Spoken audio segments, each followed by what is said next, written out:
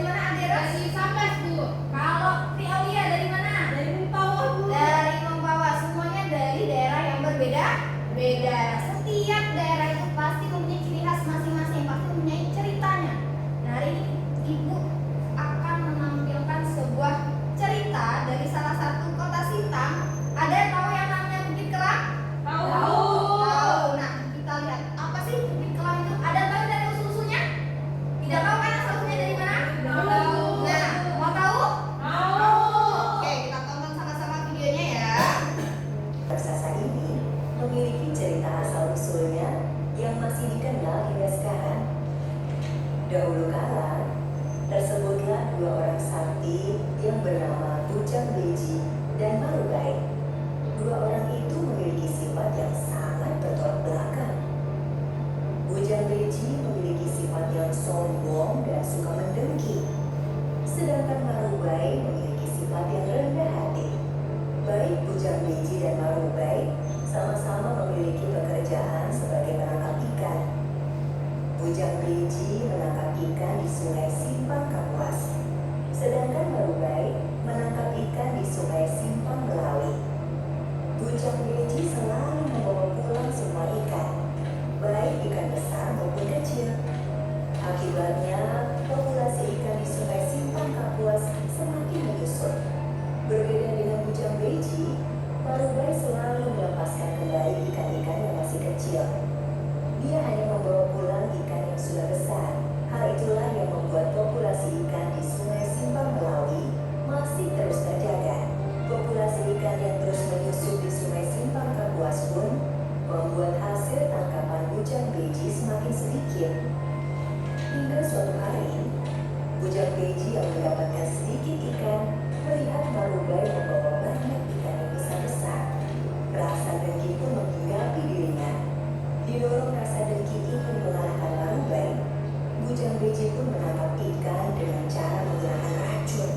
Ikan Sungai Simpang Kapuas yang terkena racun gila itu pun mabuk dan menggelepar di permukaan sungai. Dengan cara tersebut, Bujang Beji memang bisa mendapatkan ikan dalam jumlah yang banyak, bahkan lebih banyak dari ikan yang bisa didapatkan Marubai. Namun, bukan hanya populasi yang menyusut, ikan-ikan di Sungai Simpang Kapuas pun semakin habis akibat terkena racun tuba. Kedengkian Bujang Beji semakin menjadi-jadi ketika dia melihat Marubai tetap saja membawa banyak ikan. Aku akan menutup aliran Sungai Simpang Melawi menggunakan puncak bukit tersebut. Bujang Beji yang didera rasa dengki itu pun memiliki rencana jahat untuk mengeringkan Sungai Simpang Melawi agar Marubai tidak bisa lagi mendapatkan ikan. Dengan kesaktiannya, Bujang Beji membelah puncak bukit batu. Dia kemudian membawa batu besar itu dengan kedua tangannya. Tanpa disadari oleh Bujang Beji, sombong sekali manusia itu. Dengan seenaknya dia memotong puncak sebuah bukit. Seorang bidadari dengan marah melihat ulah Bujang Beji yang dengan seenaknya memotong puncak bukit batu. Tiba-tiba saja, bidadari itu mengirimkan sebuah petir dan menyambar tubuh Bujang Beji. Bujang Beji yang tidak mengira akan ada petir yang menyambarnya pun terkejut. Batu besar itu pun jatuh. Betapa marahnya Bujang Beji ketika mengetahui ada sesosok bidadari yang mengirimkan petir. Awas kau, aku akan menuntut balas. Ketika akan mengangkat kembali batu yang jatuh itu, Kenapa batu ini susah sekali diangkat? bagian dari batu itu ternyata menancap sangat dalam ke dalam tanah. Bujang Beji pun tidak berhasil mengangkatnya. Melihat rencananya gagal, maka Bujang Beji pun bersiap menuntut balas. Dia sengaja menanam pohon kumpang mamut. Dalam beberapa hari saja, pohon tersebut tumbuh sangat tinggi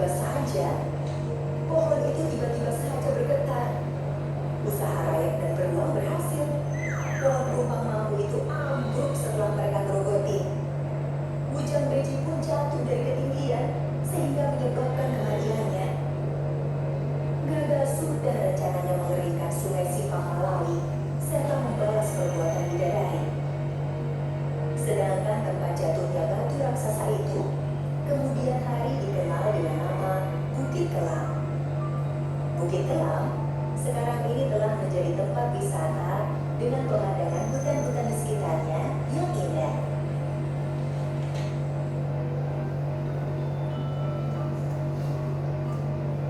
Oke, itulah cerita dari Bukit Kelam. Coba apa yang bisa kalian pelajari dari cerita tersebut? Pesan moralnya apa? Bu, tak boleh iri dengki sama orang lain, Bu. Bagus. Apa lagi? Bu, tidak boleh sombong. Tidak boleh sombong. Oke, kita simpulkan bahwasanya kita tidak boleh Iri sombong. dengki. Tidak boleh sombong, tidak boleh iri dengki. Apa lagi? Harus menjaga alam. Harus menjaga alamnya. Oke, langsung ke selanjutnya. Udah paham ya siklusnya? Nah, untuk selanjutnya kita masuk ke diskusi kelompok. Kalian jadi satu kelompok, oke? Oke, Bu. Jadi ayo bergabung dulu jadi satu kelompok. Gabung dulu, gabung dulu.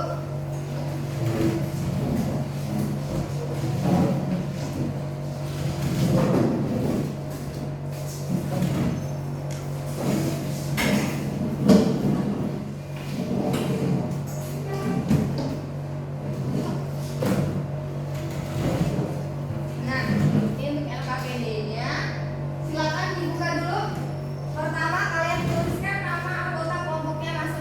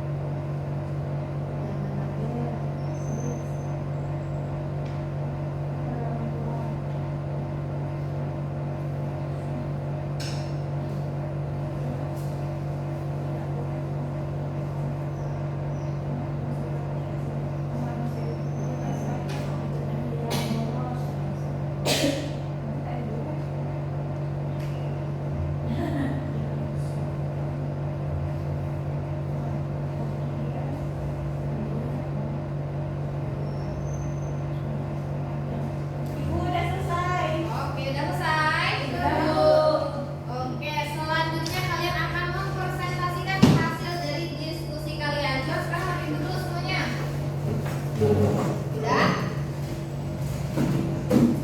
Semuanya pada duduk ibu dan berdiri. Sebelum kita presentasi kita SPM dulu ya. Oke. Ibu ajarin namanya tepuk wow. Perhatikan ya. Tepuk wow. Kasih W, kasih O, kasih W. Wow, keren. Wow, wow, keren. Wow, keren. Wow, wow, keren. Bisa? Bisa. Oke, kita sama-sama coba ya. 1, 2, 3. Tepuk wow. Kasih W, kasih O, kasih W. Wow, keren. Wow, wow, keren. Wow, keren. Wow, wow, keren. Sekali lagi? Oke, sekali lagi. Ayo kompak ya. Ya, tepuk wow. Kasih W, kasih O, kasih W. Wow, keren. Wow, wow, keren. Wow, keren. Wow, wow, keren. Oke, terima kasih. Baik, sudah siap untuk presentasi? Siap, Bu. Oke, silakan mulai presentasikan hasil dari diskusi kalian ya. Di depan kamu. Ya, silakan biar teman-teman yang lain lihat.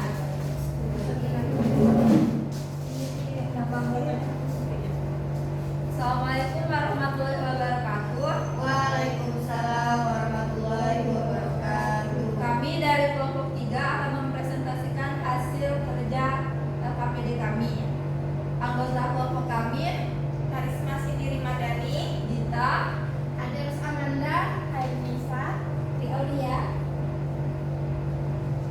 Untuk yang pertama dibacakan sendiri. Baiklah, di sini saya akan menyampaikan terkait nama tokoh. Yang pertama yaitu ada Ibu Darmi. Sifat dan karakternya yaitu pekerja keras, baik dan juga penyayang. Selanjutnya tokoh yang kedua akan dibacakan oleh teman saya. Tokoh yang kedua ada Darmi. Sifat atau karakternya pemalas dan manja. sifat Dani yang lainnya yaitu boros, kemudian suka mencuri dan pembohong. Oke, selanjutnya saya akan menyajikan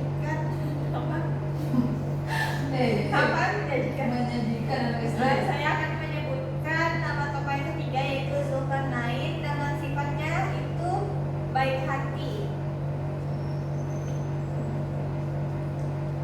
Saya akan lanjutkan yang nomor 3.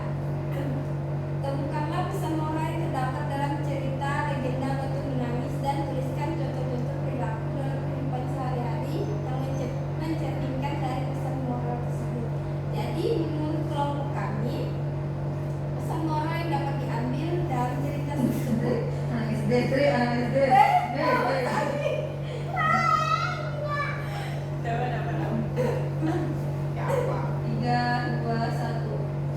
Jadi menurut kelompok kami pesan moralnya harus menjadi anak yang berbakti kepada orang tua, jangan sombong dan jangan menjadi pembohong.